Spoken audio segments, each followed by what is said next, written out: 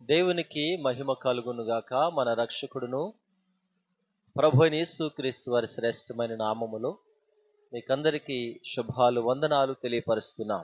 ప్రియా దైవజనమ, ప్రభువుతో ప్రతిదినం తుది శ్వాస వరకు అనే ఈ ఆధ్యాత్మిక కార్యక్రమానికి మిమ్మల్ని అందరినీ కూడా ప్రేమతో ఆహ్వానిస్తున్నాం. ప్రియులారా, మరి గడిచిపోయినటువంటి నిన్నటి దినం అనగా అక్టోబర్ 3వ తారీఖు నా పుట్టినరోజు సందర్భముగా అనేక మంది బిడ్డలు, ఆత్మీయులు, రక్త సంబంధులు, అనేక మంది సేవకులు మరి ఫోన్ చేసి బర్త్డే శుభాకాంక్షలు తెలియచేయడం, అలాగే యూట్యూబ్లో కామెంట్ పెట్టి మరి విషెస్ తెలియచేసిన ప్రతి వారికి కూడా ప్రత్యేకమైనటువంటి వందనాలు తెలియపరుస్తున్నాను. దేవుడు నా బ్రతుకులో మరొక నూతనమైనటువంటి సంవత్సరాన్ని దయాకిరీటంగా ధరింపచేసి ఆయన పరిచర్యలు ఇంకనూ కూడా నన్ను బలముగా వాడుకోవాలని నా కొరకు కూడా ఇంకను ప్రార్థించాలని కోరుతున్నాను. ఈ సమయంలో దేవుని వాక్యంలోంచి ఒక మాట మీకు ఏమని చెప్పాలని ఆశపడుతున్నానంటే, అల్పులైన వారికి ఎంత భాగ్యమో చూడు అనే మాట మీతో జ్ఞాపకం చేస్తున్నాను. అల్పులు అయిన వారు ఎవరు అనే విషయాలు జ్ఞాపకం చేసుకుంటే, బైబిల్ గ్రంథంలో ఓ చక్కని మాట భక్తుడైన సమూయేలు రాసినటువంటి మొదటి గ్రంథంలో 15వ అధ్యాయంలోని 17వ వచనంలో రాయబడిన చక్కని మాట ఏంటో తెలుసా? చూస్తారా? 15వ అధ్యాయం 17వ వచనం. అందుకు సమూయేలు, నీ దృష్టికి నీవు అల్పుడవుగా ఉన్నప్పుడు ఇశ్రాయేలీయుల గోత్రములకు శిరస్సు వైతివి. యెహోవా నిన్ను ఇశ్రాయేలీయుల మీద రాజుగా అభిషేకించును. ప్రియులారా, ఈ వాక్య భాగాన్ని మనం లోతుగా ధ్యానం చేస్తే చాలా విషయాలు ఉన్నాయి. కొంచెం జ్ఞాపకం చేయాలని ఆశపడుతున్నాను. ఏంటి అంటే, భక్తుడైన సౌలు లేక రాజైన సౌలు ఇశ్రాయేలీయులకు మొట్టమొదటిగా రాజుగా రాజ్య పరిపాలన చేసిన వాడిలో ఈయనే మొట్టమొదటి రాజు. అయితే ఒకప్పుడు సౌలు తగ్గించుకునే ఉన్నాడు, ఒకప్పుడు దీనుడిగానే ఉన్నాడు. అయితే దేవుడు అతనిని రాజుగా చేసిన తర్వాత ఆయన 40 సంవత్సరాలు పరిపాలన చేస్తూ వచ్చాడు.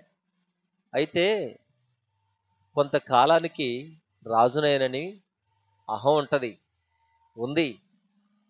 దేవుడు ప్రవక్త ద్వారా ఏదైతే చెప్పాడో అది చేయవలసినటువంటి రాజు చేయలేదు.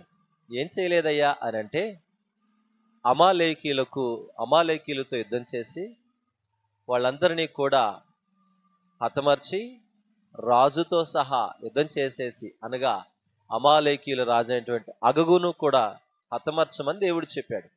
వాళ్ళు దేవుని దృష్టికి పాపాత్ములని చెప్పి రాశారు. ఆ మాట కూడా మీతో నేను జ్ఞాపకం చేయడానికి ఆశపడుతున్నాను. 18వ వచనం, మరియు యెహోవా నిన్ను సాగనంపి నీవు పోయి పాపాత్ములైన అమాలేకీయులను నిర్మూలన చేయము అని దేవుడు చెప్పాడు. అయితే వాళ్ళతో యుద్ధం చేయవలసి ఈయన చక్కగా రాజుతో సఖిపడి ఏం చేశాడు, కొంత దోపిడి సొమ్ము తీసుకొని వచ్చి రాజును కూడా దగ్గర కూర్చోబెట్టుకున్నాడు.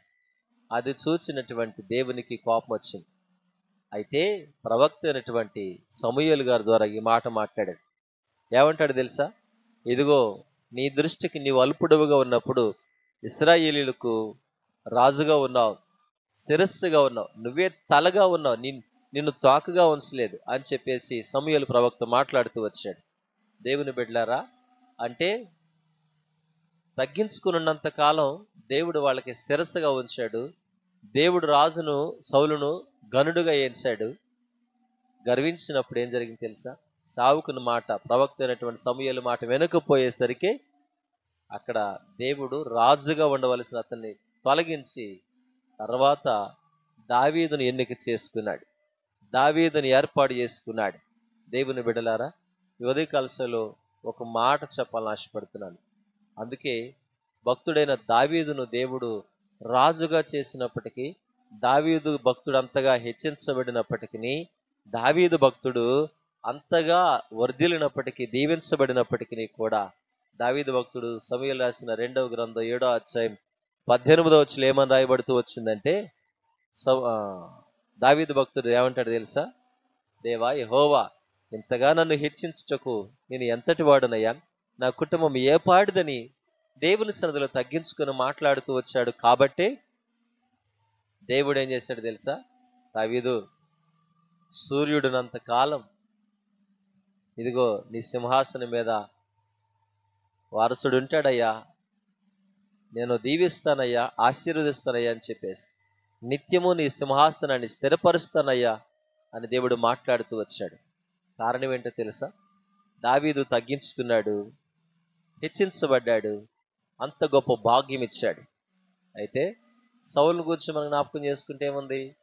సౌలేమో తగ్గించుకోలేదు, గర్వించాడు. కాబట్టి దేవుడి సింహాసనాన్ని తొలగించాడు. అందుకే బైబిల్లో నూతన నిబంధనలో ఏమంటాడు తెలుసా? యోహాను గొప్పవాడని చెప్పేసి అంటా ఉంటే, పరలోక రాజ్యంలో అతని కంటే అల్పులైన వాడు గొప్పవాడని ప్రభు చెప్పాడు.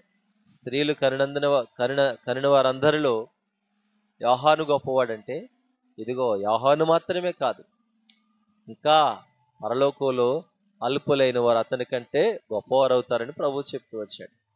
నేటి దినాన ఇదిగో పరలోక రాజ్యంలో మనం గొప్పవారిగా ఉండాలంటే, చేరాలంటే మనం కూడా ఎలా ఉండాలి తెలుసా? ఖచ్చితంగా దీనుడిగా దావీదు భక్తులు తగ్గించుకొని అల్పులముగా ఉన్నప్పుడు దేవుడు ఏం చేస్తారంటే, ఖచ్చితంగా మనలను దేవుడు గనులనుగా చేయునుగాక. ఆయన రాజ్యానికి దేవుడు మనలను వారసులుగా చేయునుగాక. తండ్రి, మీకు వందనాలు. ఇచ్చిన వాగ్దానం మా హృదయాలలో మీరు ముద్రించి భద్రపరచండి. మీరు మహిమను పొందమని ప్రార్థిస్తూ, నాయనా ఈ సవిల ప్రభువా, ఈ వాగ్దానాన్ని వీక్షిస్తున్న ప్రతి బిడ్డను పేరు పేరున దీవించండి. అందరికీ ఆరోగ్యం, శక్తిని, బలమును దయచేయండి. చదువుకున్నటువంటి బిడ్డలను మీరు ఆశీర్వదించండి. చదువుల్లో ఫలింపచేయండి. పని బాటలు చేస్తున్న బిడ్డలను మీరు ఆశీర్వదించండి. అయ్యా, ఇంకనూ కూడా ఉద్యోగాలు చేస్తున్న బిడ్డలను, వ్యాపారాలు చేస్తున్న బిడ్డలను, ప్రతి వారిని కూడా దీవించి వారి యావత్తును కూడా మీరు ఆశీర్వదిస్తున్నామని ప్రార్థిస్తూ యేసయ్య పేరట ప్రార్థిస్తున్నాను పరమ తండ్రి, ఆమేన్. దేవుడు మిమ్మును మీ కుటుంబములను దీవించునుగాక.